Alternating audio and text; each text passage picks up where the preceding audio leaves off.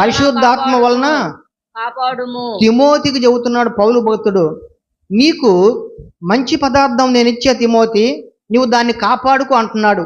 ఏంటి మంచి పదార్థం అంటే, ఆ పైన 11వ వచనం చదివితే, క్రీస్తు యేసునందుంచవలసిన విశ్వాస ప్రేమలో కలిగిన వాడవై నీవు నా వలన వినిన హితవాక్య ప్రమాణమును దేవునికి స్తోత్రం కలుగునుగాక.